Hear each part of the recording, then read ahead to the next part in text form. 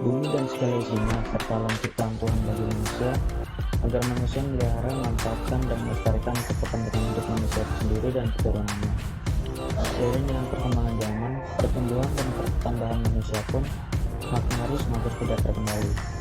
Demi mencukupi kebutuhan hidup manusia dengan berbagai sifat dan wataknya yang bermacam-macam, maka semakin banyak persaingan manusia yang serakah untuk menguasai bumi dan isinya.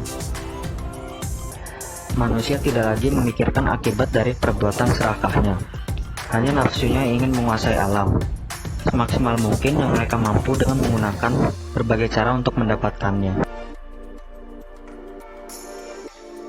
Banyak contoh yang bisa kita lihat akibat keserakahan sifat manusia, ekosistem alam menjadi rusak, yang membawa bencana bagi manusia itu sendiri. Pembakaran hutan untuk membuka ladang sawit di Sumatera menimbulkan polusi udara sampai ke negara tetangga. Hal ini menyebabkan banyak masyarakat, baik anak-anak atau dewasa, menderita batuk. Pohon-pohon terbakar menyebabkan habitat binatang hutan hilang, sehingga banyak binatang yang turun ke rumah-rumah penduduk untuk mencari makanan. Karena kebakaran hutan, maka jika hujan turun air, langsung turun membawa sisa-sisa pembakaran dan banjir.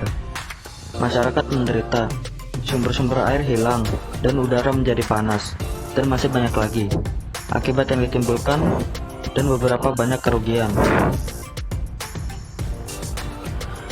Pengeboran dan mengerukkan tanah untuk mengambil hasil bumi oleh orang-orang yang tidak bertanggung jawab demi memenuhi kewenangannya dan tidak memperhatikan peraturan pemerintah juga menyebabkan kesengsaraan manusia.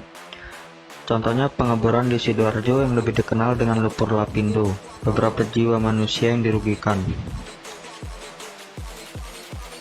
Kerusakan alam juga disebabkan oleh semakin banyaknya manusia menggunakan produk-produk dari plastik dan styrofoam yang tidak bisa hancur, sehingga bumi menjadi plastik dan styrofoam. Di rumah, di sekolah, kantor, pasar, supermarket, semua menggunakan produk ini. Dampak yang ditimbulkan juga merusak lingkungan. Saat ini, sungai-sungai dan laut-laut sudah dipenuhi sampah plastik. Bahkan ditemukan seekor ikan paus mati. Ternyata perutnya penuh plastik. Habitat sungai dan laut tercemar, mengakibatkan banyak biodata sungai dan laut yang mati dan punah. Semua hal-hal yang tadi menyebabkan rusaknya alam. Polusi udara menjadikan pemanasan bumi. Hal ini bisa kita rasakan udara yang memanas, cuaca, dan musim yang tidak menentu. Seperti saat ini mestinya cuaca atau musim panas, tetapi di beberapa daerah banjir besar dan ada pula yang kekeringan. Apakah kita akan membiarkan hal ini terjadi? Mari kita mulai dari diri kita sendiri.